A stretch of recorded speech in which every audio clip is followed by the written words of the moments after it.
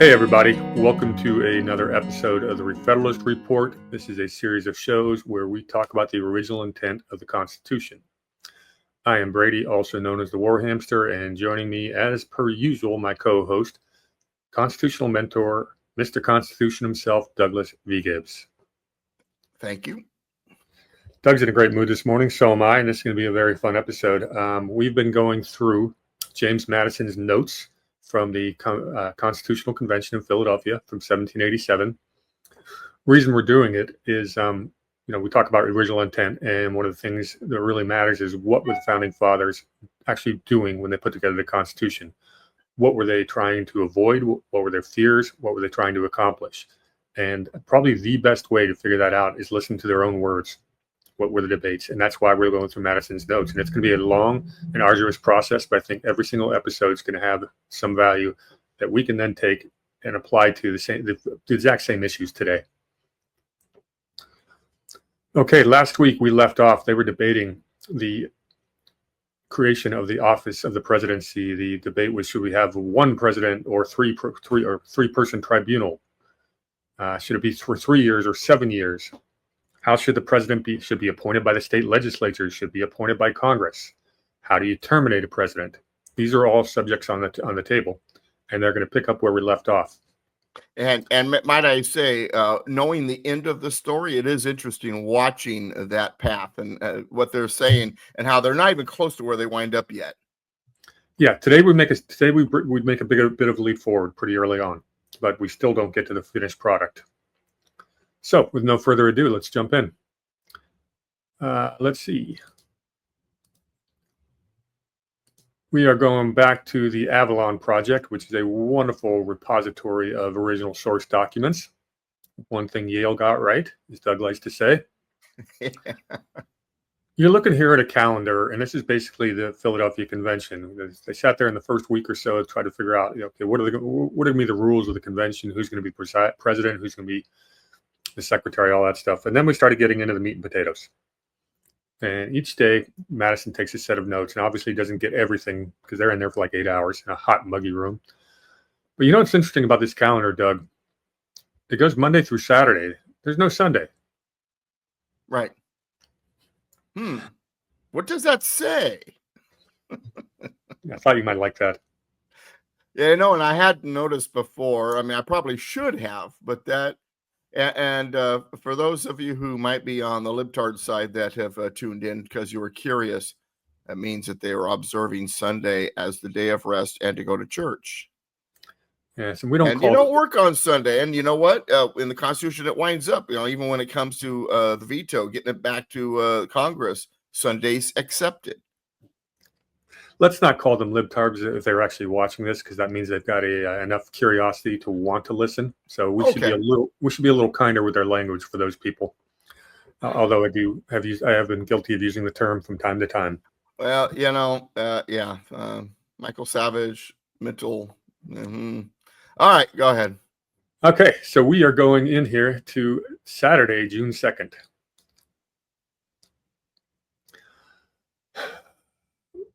At the beginning, it always says William Samuel Johnson of Connecticut, Daniel Thomas Jennifer from Maryland, and John Lansing from New York took their seats. I'm not sure if they're saying these people finally arrived, or if that's what that is. You'll see a lot of the earlier votes. There's only like 10 states will vote, and again, there's only 12 that would be there at all because, of course, Rhode Island decided not to show up, right, for their own selfish motivations. All right, it was moved and seconded to postpone the resolution, I like this shorthand, of Mr. Randolph respecting the executive in order to take up the second branch of the legislature, which was being negative by Massachusetts, Delaware, North Carolina. They were voted against it. Now let's stop there for a second. Second branch of the legislature. If you've been tuning into the previous episodes, you'll know that they've been, for the most part, trying to model this idea after what was on the Articles of Confederation, a single branch legislature. Now, there have been mentions of a second house or second chamber, but we haven't really seen them get serious about that idea, what it would wind up as, until now. And so, go ahead. All right. Well, anyways, they voted against talking about the legislative branch for today. They wanted to they want to get back to the mode of appointing ye executive, and that's what we're going to get into today. So we start with Mr. James Wilson, who's done a lot of speaking so far. Mr. Wilson, and he's from Pennsylvania, made the following motion to be substituted for the mode proposed by Mr. Randolph's resolution, that the executive magistracy shall be elected in the following manner: that the states shall be divided into a number of districts, and that the persons qualified to vote in each district for members of the first branch of the national legislature elect an X number of members for their respective districts to be electors at the executive magistracy, and that the electors of the executive magistracy meet at such and such a time, and they or any number of them so met shall proceed to elect by ballot, but not out of their own body, a person in whom or persons in whom the executive authority of the national government shall be vested. Wow, that sounds like something we call the electoral college. Bingo. And that's what Doug said at the beginning. You know, what the final product before that doesn't look anything like we ended up with. Well, this is one step forward to the electoral college. And he's making some really good arguments for this. And this is a really good discussion. Now, remember, folks, when we talked, we kind of looked into this individual before. This is James Wilson from Pennsylvania. And he's an interesting guy when you get to know him, because he's a little bit Hamiltonian, a little bit Jefferson. He's quite the moderate in many ways. And so he's listening to both sides, and he's in his mind doing kind of what Roger Sherman does a lot too, is he's figuring out compromises. Yeah, the part that really, what I liked in here is he says, but not out of their own body, meaning the electors cannot elect another elector. Right. And ultimately, it would be that the electors, none of the electors could be any kind of office holder of any kind, nor can they be on the ballot. Indeed, and it's a good compromise, because what has been proposed before that was, direct election by the people of the president, so just popular vote. The big states or the big cities would have just been dominating. Mm-hmm. Or just appointed straight from the legislature, meaning Congress, and Congress would add. They don't talk about this today, but and that's more of an aristocracy. And what's happening is we have democracy, we have aristocracy, and we're trying to find something that's kind of allows the people to have a voice, allows the aristocracy to have a little bit of a voice. And while we didn't have an aristocracy in the sense of the nobility or the wealthy, powerful, like in Rome, we did have those who were skilled in the science of politics and have been in the system a while and had a certain influence in the country. And so we did have kind of a pseudo aristocracy, and they recognized that, and they knew that that group of people ought to have a voice. They knew that the people ought to have a voice, but if you give too much voice to either one, you wind up with a real problem with, tyranny coming out of one or the other faction. And so they're trying to find a way to make sure that they distribute the powers, distribute the choices out there in such a way that no part of the system, no part of the country can dominate. Yeah, and it's a term that Doug's been hammering home quite a bit lately. They're looking for balance. Exactly. All right, so Mr. Wilson continues. He repeated his arguments in favor of an election without the intervention of the states. He supposed, too, that this mode would produce more confidence among the people in the first magistrate than an election by the national legislature. So this way the people have some voice. They get to elect their electors. Now, ultimately, and I don't know if this argument comes up, but ultimately they decided that the legislature should have some voice. But anyway, go ahead. Yeah, it's all coming up today. Mr. Gary from where he's from. Gary's from Massachusetts, wasn't he? Yeah, Eldridge Gary. Yeah, okay. Eldridge Gary. Opposed the election by the national legislature. So he's agreeing with Wilson. There would be a constant intrigue kept up for the appointment. When he says intrigue, they're talking about shenanigans, deal making behind everyone else's back. That's what he's talking about. An aristocratic mess. The legislature and the candidates would bargain and play into one another's hands. Votes would be given by the former under promises or expectations from the latter of recompensing them by services to members of the legislatures or to their friends. Cronyism. This is political corruption. They knew human nature would eventually take place. That's why powers had to be limited.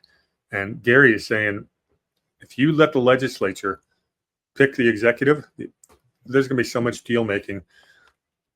You will create that political aristocracy. And as we've seen over the last 250 years, this has happened and for other reasons. Mm-hmm. He liked the principle of Mr. Wilson's motion, but fears it would alarm and give a handle to the state partisans as tending to supersede altogether the state authorities. It sort of sounds like the folks that are against a an Article 5 convention is, while that may seem like a good idea, the powers will find a way. And that's the concern. Yeah, and that's also the argument they made when they ratified the 17th Amendment. All of your state legislatures are, they're appointing your U.S. senators, and it's a big corrupt process in most of the states. So instead of having, corruption in 50 different states, they'd rather just nationalize the corruption and put it all in D.C. Yeah, and that's the problem with the extremes. You have this extreme, and it's often everybody thinks the answer is the other extreme. Yeah, I would very much agree with that. He thought the community not yet ripe for stripping the states of their powers, even such as might be requisite for local purposes. Seems a little contradictory, but he's making a balance here. Mm-hmm. He said in where I would just mention a second ago. Go ahead. He was waiting till people should feel more the necessity of it. So he's saying, yeah, we could do this, but the people aren't quite ready. We're a brand new infant, republic. People are just getting used to self-determination. We don't know how this is all going to work. Let's not give them too much responsibility too quickly. He seemed to prefer the taking the suffrages of the states instead of electors, or letting the legislatures nominate and the electors appoint. Now that's an interesting compromise. What's wrong with that picture? Well, if the legislatures are nominating whoever they want, you're gonna. It's like what's the saying? The worst, the best of the two evils type of thing. You've got the legislature nominating a bunch of evils, and you're supposed to pick the best one. He continues. He says he was not clear that the people ought to act directly, even in the choice of the electors, being too little informed of personal characters in large districts and liable to deceptions. That's an incredibly important point. It's a very, very good description of the average voter. Yeah, and this ties into, I've proposed this a few times on shows with you before, but literally right now, with money determining who wins every election, because they've got the ability to buy advertising and they're able to convince people who they'll never meet that, I'm the guy that kisses babies, whatever, make all these promises. You're not even electing a person, you're electing a party. And we need to go back to, I'd like to see an electoral college type system for everything. The people in your own neighborhood, so pick the best of them, send them up to the county level, let them pick an elector from the county on, maybe 3 or 4 layers. You are represented directly by your elector, and the person has to come back home to his neighborhood and be accountable to you every day on the street. So they're going to make good decisions. Yeah, it brings to mind the quote by Winston Churchill: "The best argument against democracy is a 5-minute conversation with the average voter." Yeah, it does. And that's what he's saying right here. People are too stupid.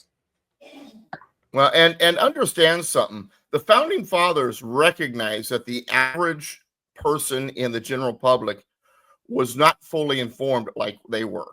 I can't count how many times I'd have even listeners, send me an email about a radio show and say, wow, you guys, I was lost because you guys are so informed. I didn't know a lot of this stuff. The average person, that's where they're at. That's just because, when you're trying to survive, politics isn't on your mind. People who are enveloped themselves in politics, like Warhamster and I, we're going to know a lot more about it. And these guys are recognizing they understand this all. They understand the science of politics, as I like to say. The people don't, but the people have to have a voice, because if you only allow the people who understand the science of politics do everything, then you wind up with an aristocracy and ultimately a tyranny. So how do you blend the two? How do you allow an electorate who's uninformed, make sure they're informed or partially informed, give them a voice, but yet not so much that the democracy of it kills the system. So this is what they're wrestling with. He has one little blurb as part of this I want to repeat is being too little informed of personal characters in large districts. They're very much aware of you're not going to know the people if your district's too big. This would come up over and over again. 30,000 people per house seat that was proposed, all kinds of things like that. Mm-hmm. And obviously we've got a problem with that today as our population has exploded. We don't want to have 10,000 Congress critters sitting in DC, but we don't have direct representation anymore. Yeah, you wind up with a Congress critter who's representing millions of people. Couldn't possibly understand that district or the district or the voters understand the breadth of the district. It's kind of it's pretty tough when the pros and the cons are two cons. But anyway, go ahead.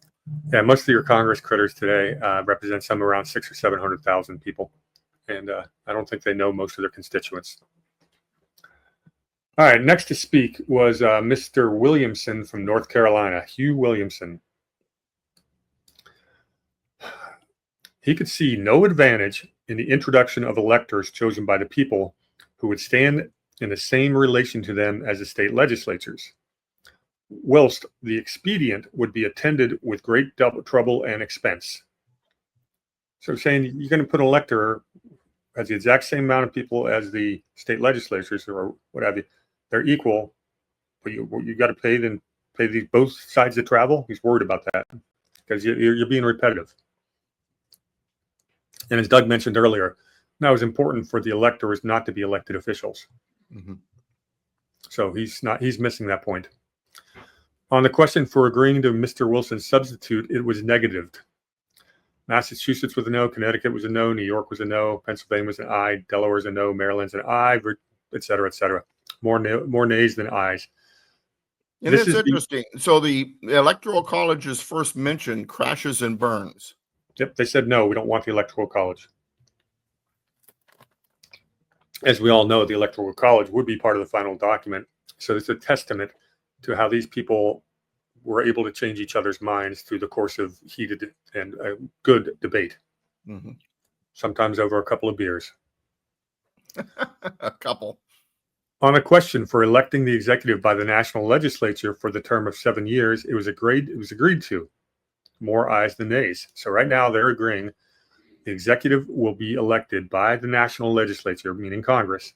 It'll be a 7-year term. Again, they've just agreed to that, and that does not make it to the final document. Enters Dr. Benjamin Franklin. How old at this point? 80-something years old? Yeah, he's 81.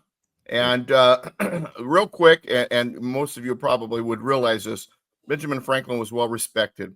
There used to be a commercial when I was a kid. When E.F. Hutton talks, people listen. That's the way it was with Dr. Franklin. When he opened his mouth, the room was quiet. He was given the floor. Of course, also because of his personality, he'd usually throw a joke in while he was at it. But anyway, go ahead. Let's see what Dr. Franklin has to say. And the whole room now, they're all ears. They respect this man's opinion. Dr. Franklin moved that what related to the compensation for the service of the executive be postponed in order to substitute where necessary expenses shall be defrayed, but who shall receive no salary, stipend, fee, or reward whatsoever for their services. Talking about executive pay. And it's important because they didn't want these people getting in there and voting themselves raises, which we would see. And you'll notice in the Constitution, they don't use the word salary or any other word that means that. What they use is the word compensation. Excuse me. This time Franklin did use salary, but Doug's correct. It did say we shall receive no salary. And there's a reason. And technically they don't. They receive a compensation. Yeah. But this time, at this particular moment, Franklin is using the salary term. It will be stricken and switched out for what Doug said. He said that being very sensible of the effect. This is great. He said that being very sensible of the effect of age on his memory, he had been unwilling to trust to that for the observations which seemed to support his motion, and had reduced them to writing, that he might, with the permission of the committee, read instead of speaking them. So he wrote out with his speech. Normally you were speaking from the cuff. Franklin would say, defer to my age. Let me write down my thoughts So Mr. Wilson makes the offer to read the paper, which was accepted. And this is Wilson reading Franklin's copy of this paper. Mm-hmm. This is several paragraphs, and it's long, but there's really important stuff there. And Franklin did this a lot, by the way. Yeah, and he's pretty long-winded. I'm going to go relatively quickly through this. I'll stop at the end of the paragraph unless Doug stops me somewhere else. So just, you know how to do it. Sir, it is with reluctance that I rise to express a disapprobation of any one article of the plan for which we are so much obliged to the honorable gentleman who laid it before us. Kissing ass. From its first reading, I have borne a good will to it, and in general wished its success. I am for this. In this particular of salaries of the executive branch, I happen to differ, and as my opinion may appear new and chimerical, it is only from a persuasion that it is right and from a sense of duty that I hazard it. The committee will judge of my reasons when they have heard them, and their judgment may possibly change mine. I think I see inconveniences in the appointments of the salaries. I see none in refusing them, but on the contrary, great advantages. Any comments? No, we've already made the comments necessary.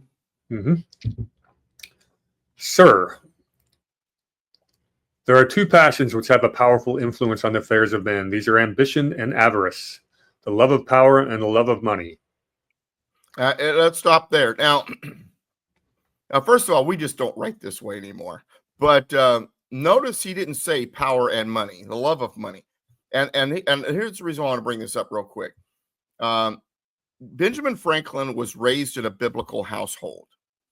Now, as he got older, he slowly moved away from that faith. And then during the convention, you can see, and he even says so at one point, that he is seeing that there must be a God. He is very, what's the word? He's very well educated when it comes to theocracy, theological concepts, the Bible, and so forth. And so and it shows here power and the love of money. Money not being the evil is the love of money. But also this, Franklin is the kind of person, like a lot of the other voices in here, who understands the dangers of extremes, understands the dangers of the human nature, and is seeking a system that is going to put those extremes and human nature in a neutral position and neutralize them. So for the betterment of the country. And that's what he's going after. He's also recognizing what everybody knows. Power and the love of money equals aristocracy and tyranny ultimately. Go ahead, sir. He continues, separately, each of these has great force in prompting men to action. But when united in view of the same object, they have in many minds the most violent effects. Well power said. and money don't mix.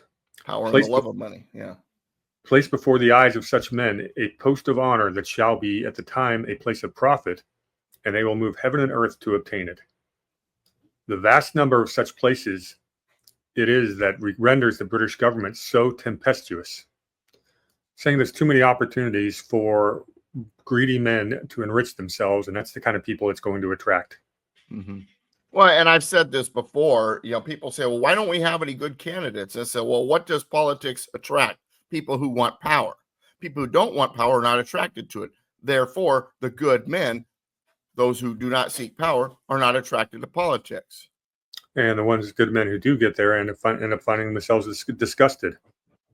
Or they wind up brought into the fold a little by little and end up just like the very people they hated when they first arrived. Yeah, it's always done incrementally. Yeah. The struggles for them are the true sources of all those factions which are perpetually dividing the nation, distracting its councils, hurrying sometimes into fruitless and mischievous wars, and often compelling a submission to dishonorable terms of peace. He's talking about England. And of what kind are the men that will strive for this profitable preeminence?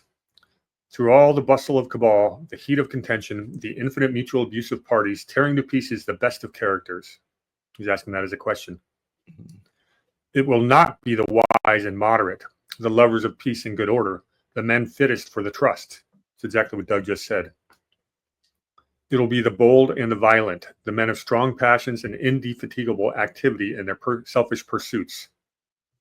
Called that one pretty well, didn't he? Oh, yeah. These will thrust themselves into your government and be your rulers, and these too will be mistaken in the expected happiness of their situation.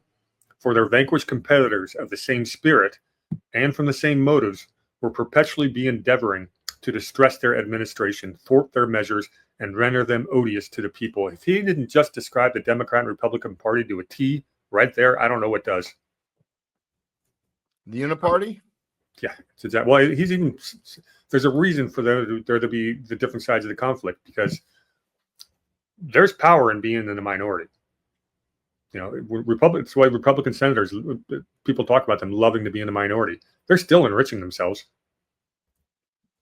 But the part that is render them odious to the people, there's a reason Congress polls lower than everything besides maybe the mainstream media. Okay. So this is worth reading. I mean, this is brilliant prose. Yeah. Well, Franklin was. Yeah. Besides these evils, sir, though we may set out in the beginning with moderate salaries, we shall find that such will not be of long continuance. Reasons will never be wanting for proposed augmentations, and there will always be a party for giving more to the rulers, that the rulers may be able to, in return, to give more to them. This is the quid pro quo. Now, not just that. It's not just the quid pro quo within, but also, and he hints at this a few times, rulers that promise gifts to whoever votes them in, be it a legislature or the people, in order to gain their position. Anyway, go ahead. Yeah, people in special interests. You know, the people might want, lobby for, I don't know, federally funded internal improvements. Well, and even welfare type programs and subsidies, and I mean the list goes on and on and on. Go ahead. Well, it's an incentive problem, is what he's talking about. Hence, as all history informs us, there has been in every state and kingdom a constant kind of warfare between the governing and the governed, the one striving to obtain more for its support, and the other to pay less.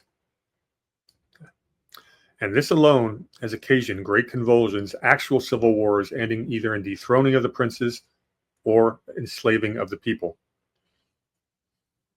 Generally, indeed, the ruling power carries this point. The revenues of princes constantly increasing, and we see that they are never satisfied, but always in want of more. Never satisfied. Very keen observation. Continue.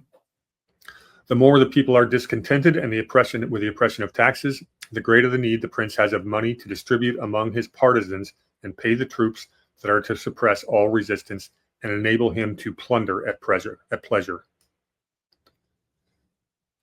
Someone should read this in front of Congress like tomorrow. Yeah, well, and what I'm thinking also is we have, if you don't mind me getting a little political here, because I know this exercise is really about these notes rather than what's political, but I find it fascinating because what he's saying here is those who seek power and those who are trying to help their friends and the oligarchy, so to speak, they raise taxes to afford it. Tyrants don't reduce taxes, they raise taxes. But yet we're told we have a current tyrant in office who's seeking to lower taxes. Think about it. There is scarce a king in 100 who would not, if he could, follow the example of Pharaoh. Get first all the people's money, then all their lands, and then make them and their children servants forever. It will be said that we don't propose to establish kings. I know it, but there is a natural inclination in mankind to kingly government. Human nature. It sometimes relieves them from aristocratic domination.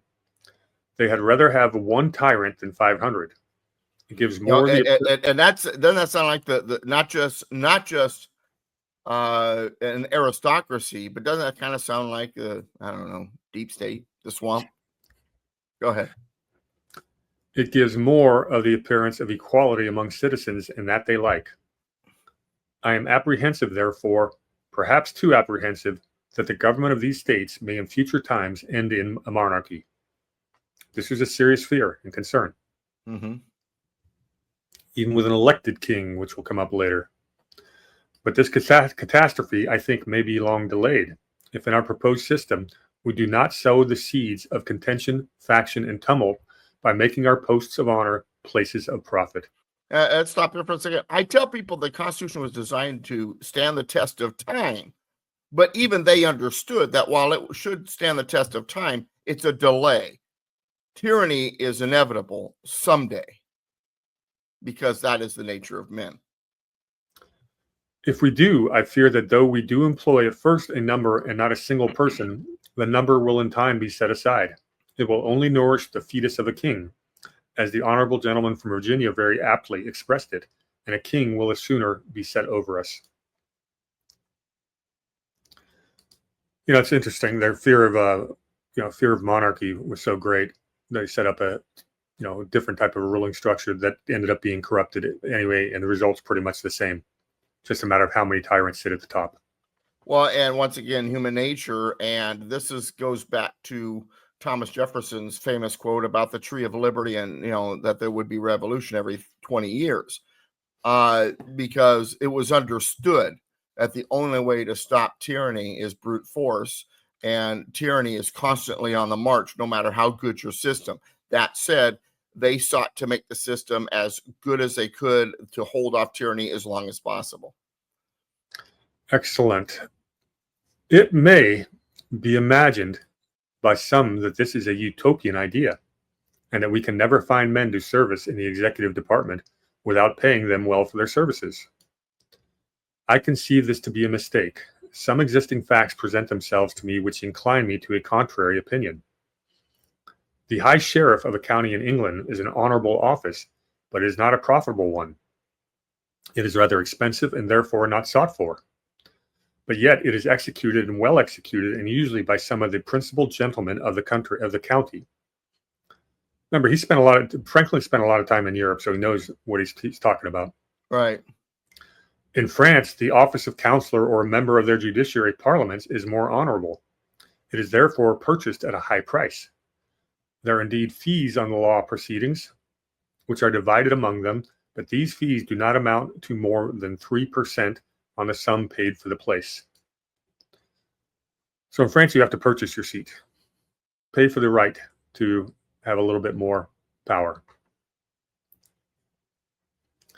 Therefore, as legal interest as there is at 5%, they may in fact pay 2% for being allowed to do the judiciary business of the nation, which is at the same time entirely exempt from the burden of paying them any salaries for their services. It's kind of suggesting that the wealthy, these positions of power should be reserved for people that can afford them, that don't need to rely on the government teat. And therefore, they can't use the government teat to enrich themselves. That's what he's trying to get to. Yeah, but the problem is then that usually the people can afford it. Well, they tend to be. Since we get regulatory capture. I do not, however, mean to recommend this as an eligible mode for our judiciary department. I only bring the instance to show that the pleasure of doing good and serving their country, and the respect such conduct entitles them to, are sufficient motives with some minds to give up a great portion of their time to the public without the mean inducement of pecuniary satisfaction of being paid. So the idea here is, okay, so there needs to be payment, but you don't want it to be the motive for seeking office. So what do? Compensation, just enough to compensate them for their time, is ultimately what they're going to be looking for. And the problem, as we've seen today, is they've found other ways to get compensated. I mean, there's a reason. And both themselves raises and insider trading, and the list goes on and on and on. While they're rewarding their people that actually gave them the campaign contributions to get into office in the first place. Well, and then also there's the pork barrel spending. When you got the earmarks. Hey, I know you're not for this bill, but tell you what, we'll make sure that $8 million is given for your for your district to fix the infrastructure of some undeveloped land, most of which you own, by the way. If we get your vote. Oh, well, in that case, you've got my vote. Yeah, what's interesting about this is people talk about getting an amendment or passing laws to make lobbying and all that stuff illegal. Mm-hmm. We don't have to. Bribing a public official is already illegal. You just have to have the will to enforce it. All that stuff is illegal. That is bribing a public official by definition. Right. And I don't care how you sugarcoat it. That's what it is. Well, and the thing is, they've made themselves they've made themselves exempt from the law because they hold office, and they've taken a part of the Constitution that, in a sense, says they're exempt from being arrested while in office or traveling to or from. But that's been taken to mean that they're just exempt from just about any law because they're lawmakers. They go around like they're above the law. Like you're seeing in the news now, where well, don't you know who I am? I'm in Congress. I can do this if I want. No, that's illegal. We'll see how that works. We'll see how that works. We'll see how that works out with the recent charges against Adam Schiff. Now he's charged in Maryland and California, the two states involved, and neither one of them are going to actually prosecute. But he is probably guilty of federal fraud, mortgage fraud, and that can carry a penalty of up to 7 years. He won't get that much. What's interesting is if it looks like this transfers into tax fraud, and apparently it's a pretty ironclad case of the real estate fraud. So we shall see with that. And what that may do is then, because what happens once it happens to one, then we go, who else is doing stuff? And sometimes it opens up the floodgates. We'll see. All right, go ahead. All right, we'll get into that another time. Another instance is that of a respectable society who have made the experiment and practiced it with success more than 100 years. I'm talking about the Quakers. It is an established... Now remember, Franklin's from Pennsylvania. Pennsylvania is the state that's all about the Quakers. The Quakers dominate that state. He's very familiar. He's not a Quaker, but he's very familiar with the Quaker lifestyle and their line of thinking. Go ahead. He said, it is an established rule with them that they are not to go to law, but in their controversies, they must apply to their monthly, quarterly, and yearly meetings. Committees of these sit with patients to hear the parties and spend much time in composing their differences. In doing this, they are supported by a sense of duty and the respect paid to usefulness. It is honorable to be so employed, but it was never made profitable by salaries, fees, or prerequisites or perks. And indeed, in all cases of public service, the less the profit, the greater the honor. Now, what he said right there, because he continues to push these ideas that the Quakers do by, coming with their grievances to the meetings. And so what this becomes very influential.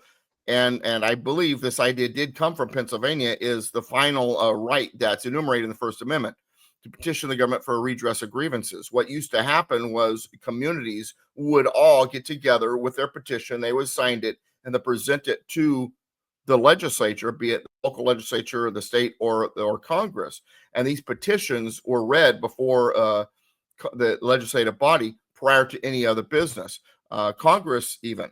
Now, Congress did away with that practice during the early 1800s because the petitions regarding abolition of slavery, there were so many of them, it took so long to read them that they weren't getting anything done. And so they eliminated it, and the people never pushed to get it back. I just lost a bet with myself because I said when we read this paragraph, Doug is going to point out the fact that this idea originates with the Saxons. You let me down, buddy, because it was right there for you. It did originate with the Saxons, but remember, I'm thinking Constitution right now, and this is, like I said, the petition clause in the First Amendment. This is it. Let's bring this one home. It says, to bring the matter home, nearer home, have we not seen the great and most important of our offices, that of the general of our armies, executed for 8 years together without the smallest salary, by a patriot whom I will not now offend by any other praise? Talking about Washington, of course. And this through fatigues, and distresses in common with the other brave men of his military friends and companions, and the constant anxieties peculiar to his station. Now remember, Washington's president of the convention. He's in the room. I'm sure he knows he's being talked about. And this also, I've told people a number of times in my classes and in my conversations, I'm a firm believer that Article 2 was written with George Washington in mind. But anyway, continue. Well, yeah, it's the first time ever really, we're talking about the executive, and it's the first time Washington's been directly referenced in this conversation. Yeah, but isn't it funny? He's being talked about without being named, and he's sitting in there running the meeting.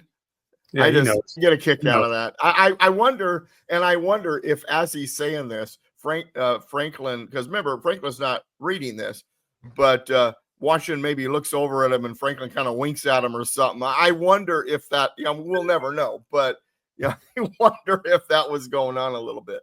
It's entirely, I would expect so. They're pretty high in decorum, but they're human. Yeah, exactly. And shall we doubt? And Franklin with his sense of humor and his kind of way of being, I could totally see him just kind of winking at Washington. Washington kind of doing a kind of a. And shall we doubt? And shall we doubt finding 3 or 4 men in all of the United States with public spirit enough to bear sitting in peaceful council for perhaps an equal term, merely to preside over our civil concerns and see that our laws are duly executed? Sir, I have a better opinion of our country. I think we shall never be without a sufficient number of wise and good men to undertake and execute well and faithfully the office in question. That's a lot of faith. Notice also he says something here that ultimately becomes the primary job of the president. The job is to duly execute the laws. Yes. Period. That's why it's called the executive branch. Mm-hmm. Sir, the savings of the salaries that may at first be proposed is not an object with me. The subsequent mischiefs of proposing them are what I apprehend, and therefore it is that I move the amendment. If it is not seconded or accepted, I must be contented with the satisfaction of having delivered my opinion frankly and done my duty. The motion was then seconded by Alexander Hamilton, with a view, he said, merely of bringing so respectable a proposition before the committee, and which was besides enforced by arguments that had a certain degree of weight. Now, this is an important sentence right there, because Hamilton later on would propose the elected king, but he is seconding Franklin's motion to basically avoid having an elected king. And the next part also is very important when it comes to the respect for Franklin I talk about. Go ahead. No debate ensued, and the proposition was postponed for the consideration of the members. It was treated with great respect, but rather for the author of it than from any apparent conviction of its expediency or practicability. They say it in clear how much Madison writes it here, how much that the author Franklin is respected, and he was very well respected. Getting back to the E.F. Hutton comment, when he spoke, people were listening. All right, the next guy to speak here is Dickinson, and he's interesting guy. He's people get confused about him real quick because I thought he's from Pennsylvania. No, he's from Delaware. Delaware was considered the southern counties of Pennsylvania for a long time, so he was thought of as a Pennsylvanian. He was a Quaker, but he was a Delaware guy. Well, it's interesting because when the first Continental Congress, or back in 1776, he actually represented Pennsylvania. Right, because Delaware was still a part of. There was still a battle on whether or not Delaware was going to be its own thing. And then when he signed both the Articles of Confederation and the Constitution, he did that from Delaware, but the Declaration of Independence, he did it from Pennsylvania. Yeah. So let me give a real quick history lesson. Well, hang on. Before you do that, this is going to be our featured person. So let's just jump in and talk about Dickinson. Okay. So you're probably going to have every opportunity to say that. So we like to do bio on these founding fathers. Well, I wasn't going to bio him as much as the colonies, because we hear about the 13 original colonies. There were not 13 original colonies. There were 12. Delaware was the southern counties of Pennsylvania. Delaware did not become its own until 1776, when it declared itself as an independent state. It had been a part of Pennsylvania all along. So in our history books, we hear about the 13 original colonies. We actually had 12 original colonies. Delaware was never a colony. Okay, here's a picture of Mr. Dickinson. Good-looking lad. Born in 1732, dies 1808, a founding father of the United States, was an attorney and politician from Philadelphia, Pennsylvania, and Wilmington, Delaware. This Dickinson is important because he was called the penman of the Revolution, and he wrote the Letters from a Farmer in Pennsylvania. That's every bit as important as Thomas Paine's Common Sense and everything like that. We don't have time to get into the letters from a farmer in Pennsylvania, but Doug, just give a quick highlight of why these were so important and what they were saying. Well, this was challenges to these ideas, and if in many ways you could say that it was the groundswell of what became the anti-federalist movement, and it just asked these questions so that people would take it into consideration. And one of the big ones that the farmer challenged, in fact, was this idea of the in Article 6, where it says that the treaties shall also be the law of the law of the land, as much as the Constitution or laws made pursuant to the Constitution. But there's a semicolon between the Constitution and the laws and pursuant to the Constitution and treaties. So he recognized that meant that the treaties didn't necessarily have to follow the Constitution. The reason why is because the voice of the states were the final arbiters of the Constitution, were the Senate, and would ratify these treaties. And he wrote, hey, this is a danger. Do people even realize that's what's in there? That's what they put, that these treaties, that we can literally have our rights taken away by treaty. And this is the type of voice that he was. Dickinson's another interesting individual because he was originally very against the Declaration of Independence. He fought tooth and nail against it. But then, he wanted reconciliation with the crown as opposed to open revolution. Right. Let me just read this real quick before you go on. So basically, he published under a pseudonym a farmer, and he basically, like I said, he called himself an American Cincinnatus. He wrote these letters from 1767 to 68, widely read and reprinted through the 13 colonies, and were important in uniting the colonists against the Townshend Acts and then run up to the American Revolution. According to many historians, the impact of the letters in the colonies was unmatched until the publication of Thomas Paine's Common Sense. He's the one who was saying, it's little things like taxation without representation, and that's really what it was. But his instinct was always to petition the king. Right. And he's the one. Well, and once again, he got to remember, while he didn't want independence and he wanted to petition the king, he also didn't trust government. Yeah, he's like you said, he's an interesting guy. He's the guy who wrote the 1774 petition to the king and then the 1775 olive branch petition, both of which just ticked off the king even more. And the letters from the farmer continued even after the revolution. He began writing again, which is what I was referring to a moment ago when he started challenging some of these constitutional ideas. Anyway, continue. Yeah, and then he gets to Congress, and he served in the Congress. He served for both Pennsylvania and Delaware again. So this is the man with two homes. He wrote what's called the Model Treaty, which was a template for seeking alliances with foreign countries. But he opposed independence from Great Britain. He either abstained or was absent on the vote of the Declaration of Independence and refused to sign the document after its passage. He wrote the first draft of the Articles of Confederation. And then he was elected president of the 1786 Annapolis Convention, which preceded the Philadelphia Convention. This is the one, matter of fact, that determined they needed the Philadelphia Convention. Yep. And as a delegate from Delaware, he would sign the U.S. Constitution at the end of the day. We already had our independence. He's considered one of the... What's interesting, too, is even though he refused to sign the Declaration of Independence, he did wind up putting on a uniform. But anyway. Yes, he did, and we'll get to that, because he's actually a very effective soldier. Yeah. He's one of the wealthiest men in the British American colonies. He served as president of Delaware and president of Pennsylvania. Upon Dickinson's death, Jefferson referred to him as among the first of the advocates for the rights of his country when assailed by Great Britain, and called him one of the great worthies of the Revolution. High praise indeed. His early life, he's born in Maryland on a plantation. He would actually free his slaves in like 1776, which is very interesting. Well, and you got to realize that one of the reasons for the American Revolution was to begin the process of getting away from slavery. And what I'm saying, by the way, is very contradictory to the 1619 Project author, but that's beside the point. Well, because you're telling the truth. But Dickinson, and Dickinson's interesting because he had the Quaker sensibilities, he had the Quaker background, but often he didn't necessarily act like a Quaker. He put on the uniform, after all. Quakers wouldn't do that.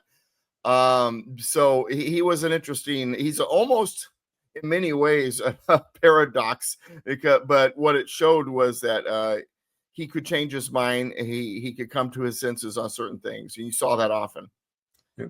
The other big thing about his background is important is he did get some of his legal training in London. So he would go across the pond. So he did have ties to, our British forefathers.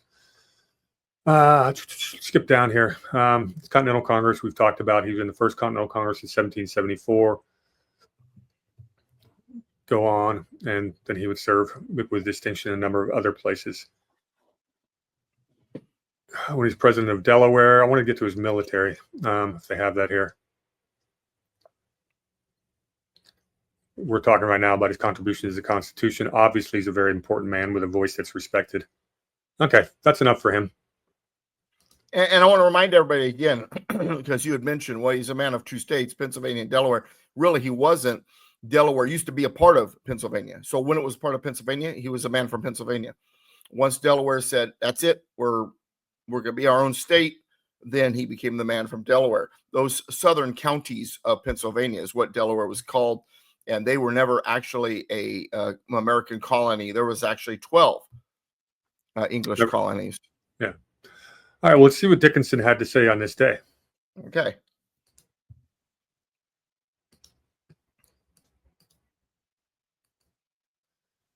Mr. Dickinson moved that the executive be made removable by the national legislature on the request of a majority of the legislatures of the individual states. So he's talking about impeachment. Mm-hmm. He says, well, the president can be removed by Congress, but only if a majority of the legislatures of the 13 states say so. So you need 7 of them to basically petition Congress and say, get rid of this jerk. So in other words, what he was suggesting is that the state legislatures could bring the articles of impeachment, and then it would be the national legislature that would basically do the hearing and make the decision. Yeah, and he thought that would strike a balance between states' powers and the, But ultimately, what happened is that first power was given to the House, the second power given to the Senate, which is the voice of the states. So in a way, things got switched. Congress would bring in, the representatives at the federal level would bring the impeachment, but it's the voice of the states through the Senate that would actually try it. So there was actually a flip. It was necessary, he said, to place the power of removing somewhere, obviously. Yes.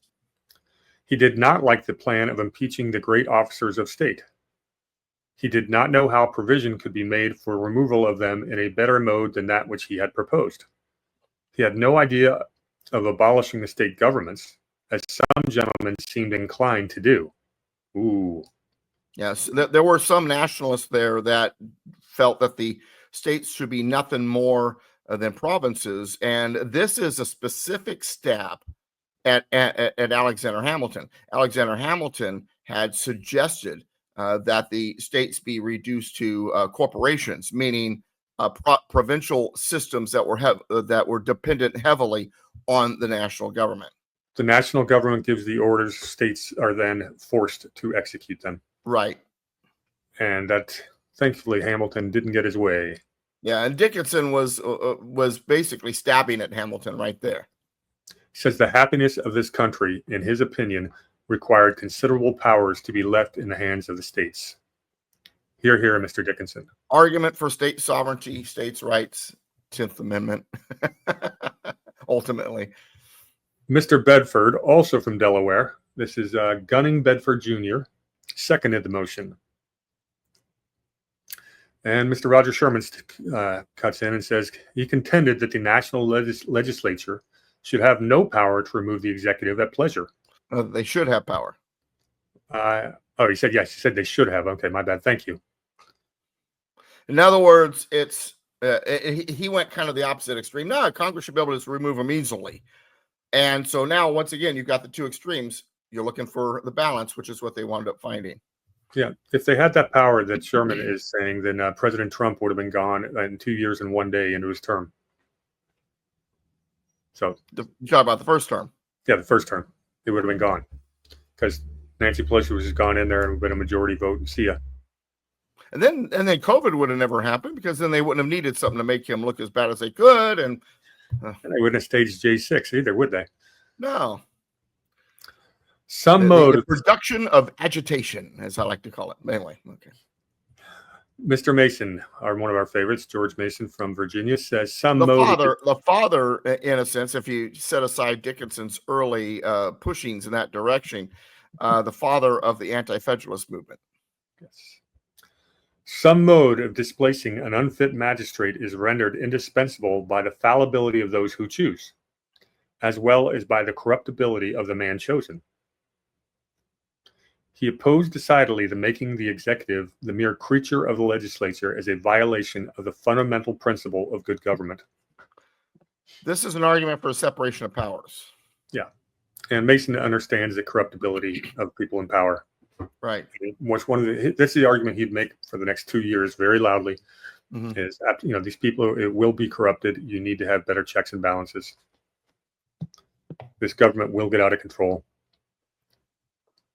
Mr. Madison, Mr. Wilson observed that it would be even an equality of agency in the small with the great states, meaning there's more small states than large.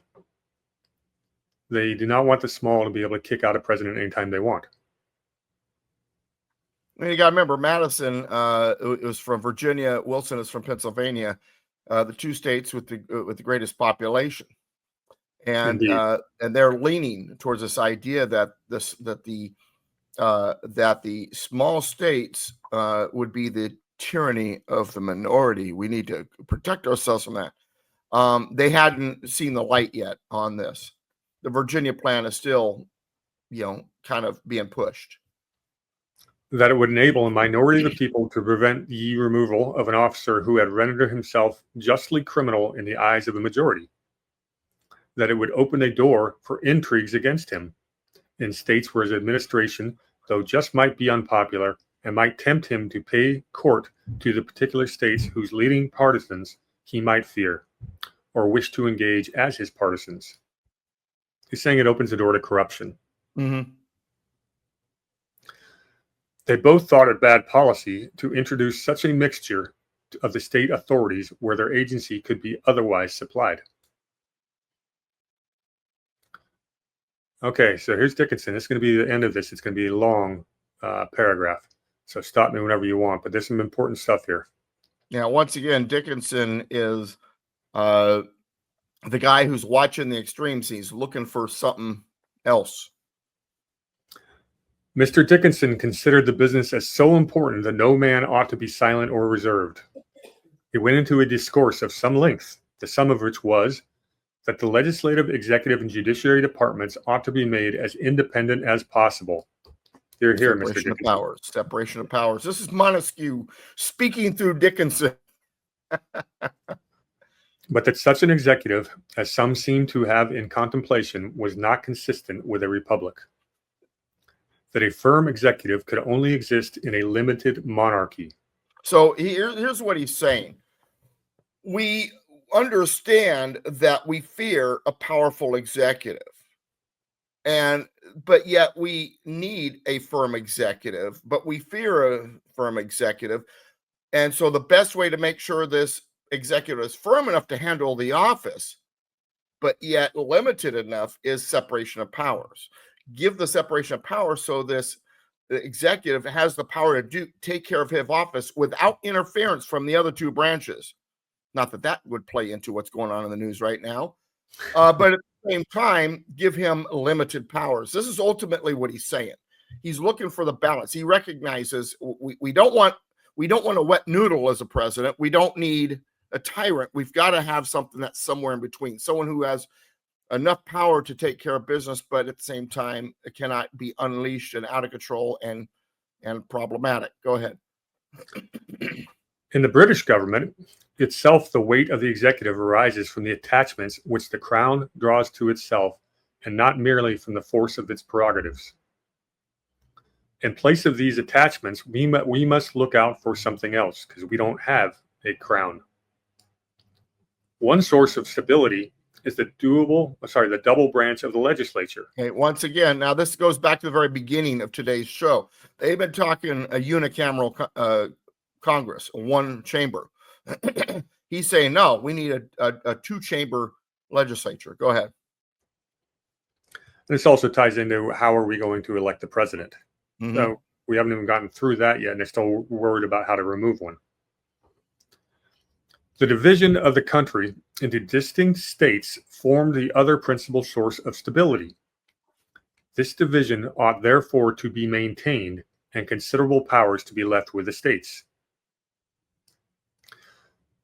This was the ground of his consolation for the future fate of the country. Without this, in the case of a consolidation of the states into one great republic, we might read its fate in the history of smaller ones. He's basically predicting what Lincoln would do. He says that division of powers in the various different states is an excellent check on centralized power, Yeah. and it must be maintained. And not just that check is just not that just that they are separate states and there's a check, but that basically that the states are have oversight over this system. And this in a sense is the beginning of the rumblings of the states being represented in the U.S. Senate. This is kind of what he's hinting at. He may not even know it yet, but that the states have to be oversight over the system. They check against the system. And you got to understand the people's voice also is stronger at the local level. And so the states would be, in a sense, an indirect voice of the people. Go ahead. What I really like about that sentence, it really strikes at the heart of why we call this the Re-Federalist report.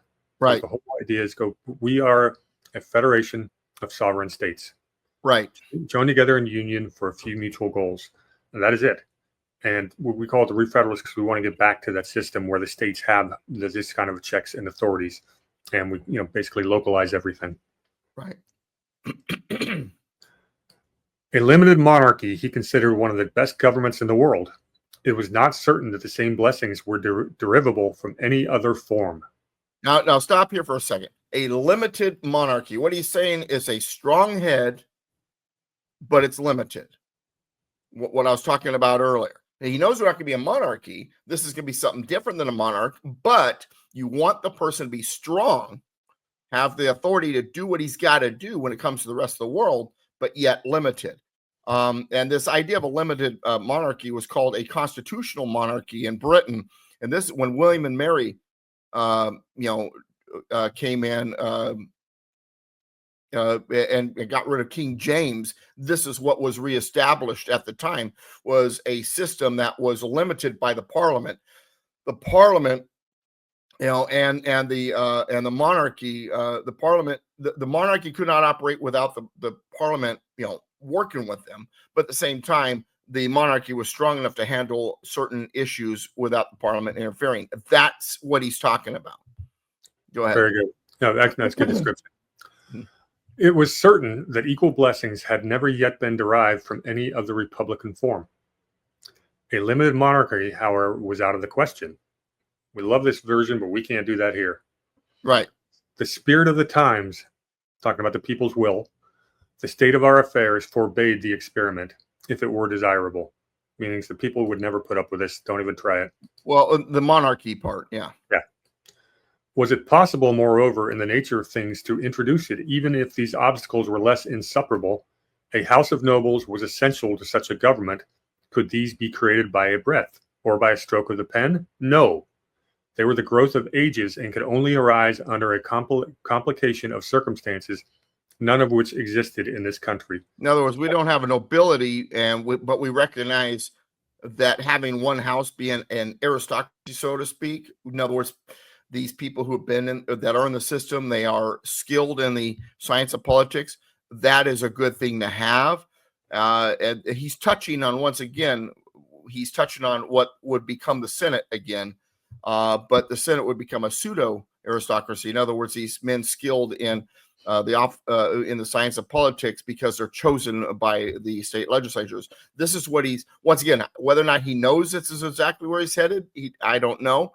But this is what he's touching on, what winds up becoming our U.S. Senate. Go ahead. Yeah, and of course, over 2 centuries, we actually do now have basically an unnamed nobility, but that's a different story for another day. Sure.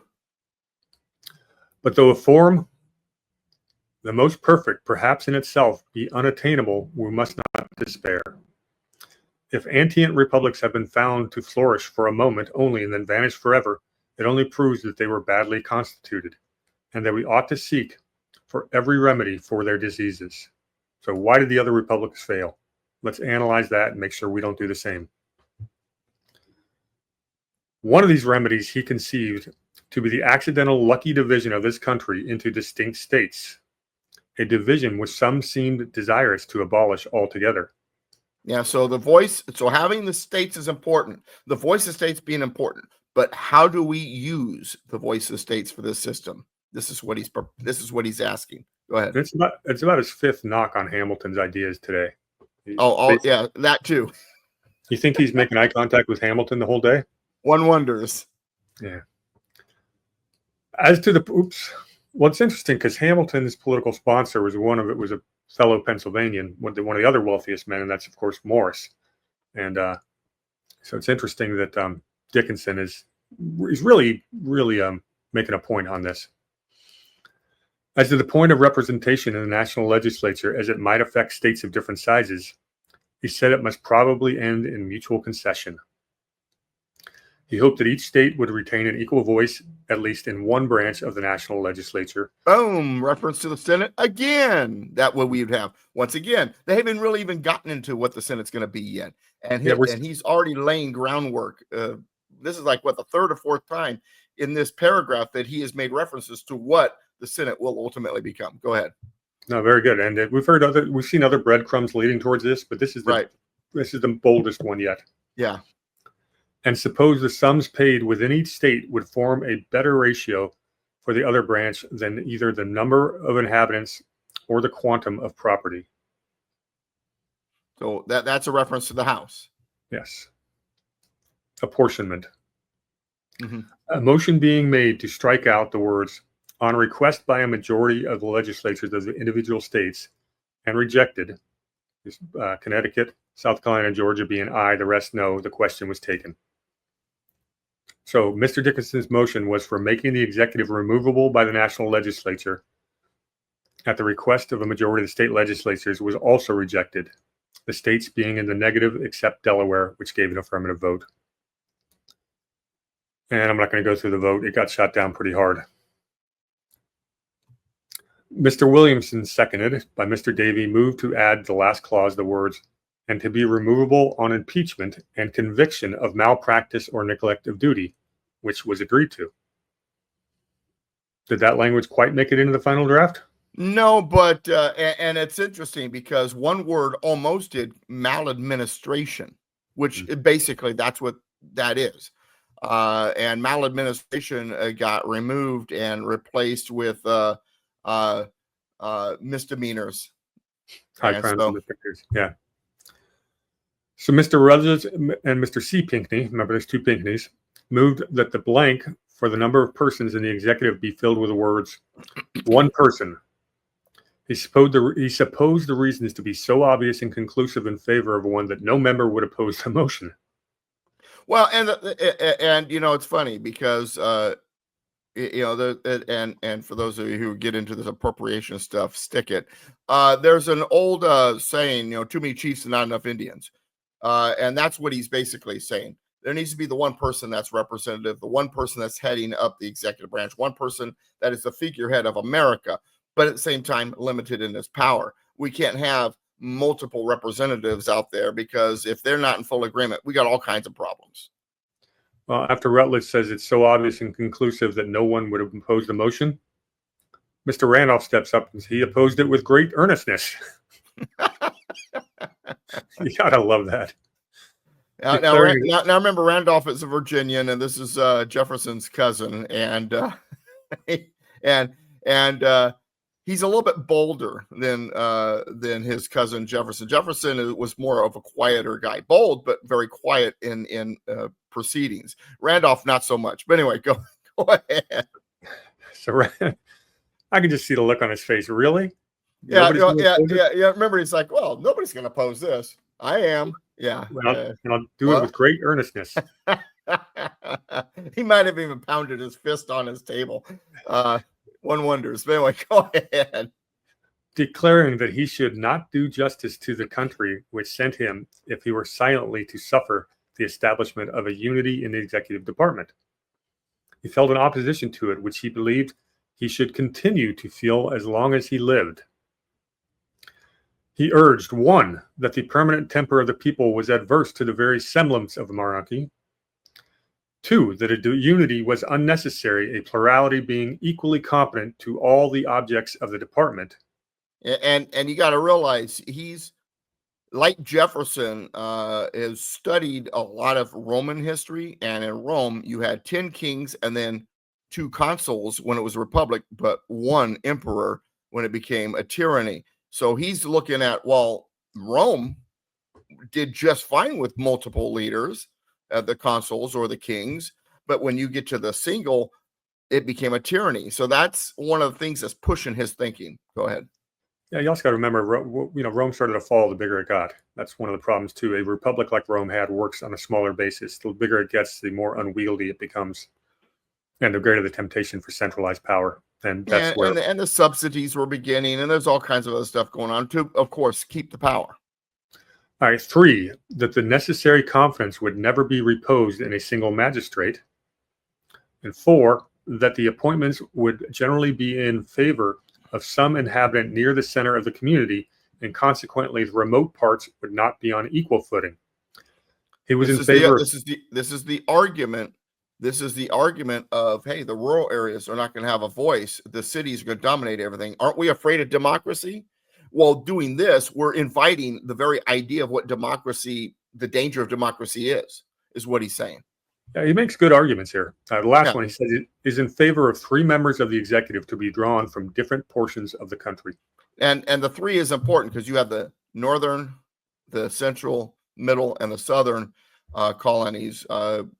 Basically, you had New England and New York, and then you had the middle colonies, which were like Pennsylvania and Delaware, Maryland, and Virginia, and then you had the southern, which was the Carolinas and Georgia. And so that's why 3 came to his mind. Yeah, you always want an odd number too, or something like that. Sure. Great guys. And there's also the argument, you have 3 magistrates that all have separate powers. Is there going to be a 1-1-1 vote? All that kind of stuff. So therefore, there's a disagreement.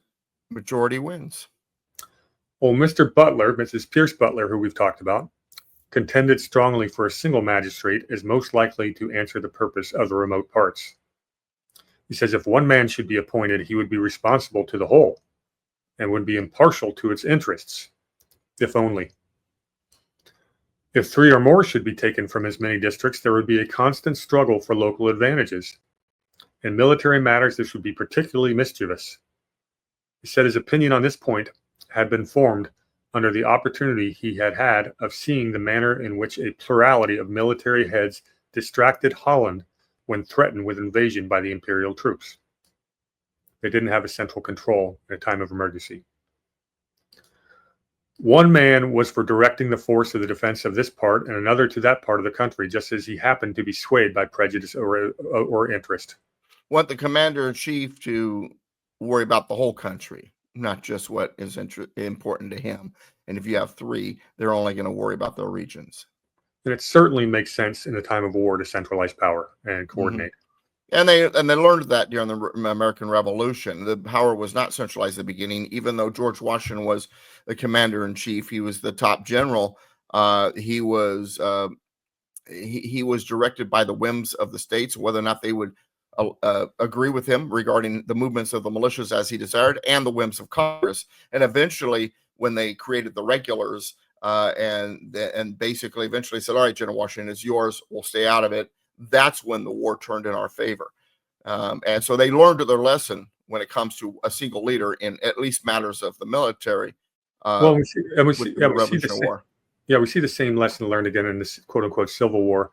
One of the many reasons that led to the North winning was Lincoln nationalized the entire North, whereas the Southern Confederates maintained a very diversified separation of powers. Well, and basically they fell in the same trap that the colonies did early on in the American Revolution. Yeah, When it comes to same war, crap. when it comes to war, nationalizing and centralization of power is effective, but we're trying to avoid wars. So, okay, this motion was then postponed. The committee rose and the House adjourned. And now they're going to go home for Saturday night at the pubs, more than likely, and go pray on Sunday and meet back on Monday morning. Go to church on Sunday, pray about it, and say nothing to anybody. Yeah, and we should reemphasize this. All of these proceedings were done in pretty close to secret because they knew people might be ticked off if you were messing with the Articles of Confederation beyond what you said you were doing. Yeah, and once again, they are talking about a bigger, and this goes back to the discussion today. They're talking about a stronger, bigger government. But the people, they're like, whoa, no, we don't want monarchy. Well, so we've got to create something else. And we got to convince them that bigger than what we have is better. And we got to convince people who's afraid of monarchy of that.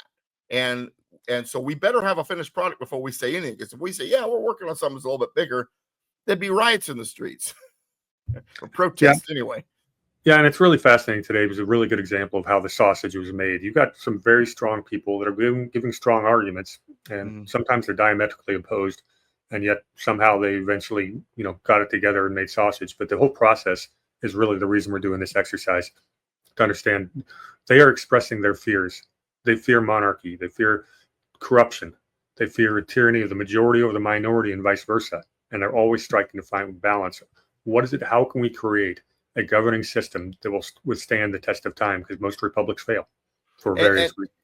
And the interesting thing is, and one of the, and I mention this a lot, and I love this book, and right there in the very first chapter of the book, and please get your hands on it. You can get it also now digitally, well, at least the copies of the pages to read, but is A New View of the Constitution by John Taylor of Caroline. And understand that in that first chapter, he says, all of the delegates at the beginning of the convention were nationalists. So now I want you to imagine for a second, you've got a bunch of big government guys who believe the government needs to be strong. They're almost Hamiltonian in their thinking going in, but they also know that monarchy's bad. The states would have to approve this. The people are afraid of monarchy, and we've got to limit the heck out of it. So you've got what's in their mind and what they know they got to achieve, and they are diametrically opposed. How do you create something with the thinking you need something big, but fear of something big? And this is where the change of hearts, the discussions, the compromises, the debates, and what we're seeing is these guys did not agree. I say this all the time in my classes. If you think the founding fathers were holding hands and dancing through the daisies in full agreement, you've got another thing coming. And people in today's society say, well, we've never been politically divided. Oh, yeah? Go to the Constitutional Convention. Yeah, they fought like cats and dogs. Well, the fighting got so bad that right around the fourth or fifth week, Franklin's like, whoa, we're not, we have pushed so many things to postponement. We've not agreed on much other than the structure. We need to be praying about this. And we'll get to that down the road in this exercise. But understand, this is a very difficult situation. We need big. We are afraid of big. What do we do? And this is what we're hammering out here. So I had one little other tidbit to add about our friend John Dickinson. Okay. Going back to our book, the Masonic members of the Founding Fathers. John Dickinson is. I think I know the guy who gave you that book. But anyway, go ahead. Thank you, Doug. I told you I use the reference all the time. Oh, I love that book. I've used it so much. But anyway, go ahead. So he's in the category number one of people that we have written documentation that he was a Freemason, but not to a great degree. They've got him at a lodge in Delaware, Dover, Delaware, in Lodge Room, Dover. Petition signed by John Dickinson being handed up to the chair and read were ordered to lay over until next meeting. On page 358, same reference, is a list of members showing John Dickinson entered January 11th, 1780, followed by this notation, never since appeared in lodge. So he was part of a Masonic lodge, but he didn't go very often. But they do have written record of him attending. At least once. At least twice. At least twice. Right. but they have no record of him attending since then, and no one ever saw him. And it was important enough that they actually made that note in the footnotes that we haven't seen him since. Yeah, and that's the thing. That's the way it was with most of the founding fathers. Either they've been said they were members of, they were Freemasons, and they weren't, or they were, but they weren't there very often. It wasn't a big deal to them. That said, some of them were very involved, but the language that came out of those guys' mouths wasn't what you would think would be Freemason. That's because back at the time, and we've mentioned this before, Freemasonry wasn't what it would be. Yeah, there's also many different versions of it. That's for another show. Doug, before we sign off, you want to tell everybody where they can find you and what you have upcoming? DouglasVGibbs.com, DouglasVGibbs.com. And I tell you, I've gotten to the point where I'm on the air somewhere almost every day. From Saturday with my KMET show or Mr. Constitution Hour on 2 San Diego stations, KPRZ and KCBQ, The Answer San Diego. Sunday nights for the Republic on Patriot Soapbox with Alan Myers. Tuesdays, MrConstitution.com. That's mr-constitution.com. It'll take you to a Rumble page. That's my buddy Ron's page. Find the videos that say Learn the Constitution. Wednesdays with the War Hamster at Zaki Radio. ZakiRadio.com, and on Wednesdays at 11 a.m. and then Thursdays 11 a.m. Doing a solo thing there. But I think I'm going to have the War Hamster appear every once in a while. He made comment that listening to me do a solo is quite an experience. Yeah, I get riled up, man. So I'm on just about every day of the week except for like Monday and Friday. And I love doing it. Just so you know, there's times that Doug gave. Those are all Pacific times. He lives still on the West Coast. So if you're on the East Coast, add 3 hours. I'm enjoying the Pacific Coast. I live real close to the coastal waters, man, here in Southern Oregon, in my hidden bunker somewhere in the forest just up the hill. And I love being here. Well, I love having you on the show, Doug. This is a lot of fun. I know it's going to be a long series and everything like that, but I think it's worth it. And today was a really good lesson and episode. And I was excited because you're starting to see the beginnings of what would be some of the discussions, largely due to Dickinson's testimony and arguments. And it's fun watching those things slowly start to form. And remember, the Electoral College got shot down. Yeah, a few things have been shot down that would end up being in the final draft. But right. And I think that letter from Franklin today was just brilliant as well. Yeah, I've got so many books of his writings and what he had to say and his letters and all that. And I'm going to say one more thing, and it's what I said earlier. We just don't write like that anymore. Beautiful stuff. Yeah, well, I wish I could. I would do so. If nothing else, could get people to think a little harder. What did he just say? Of course, they do that with us. Of course, they do that with time anyway. We used to have something called critical thinking. All right, everybody. Until next time, cheers.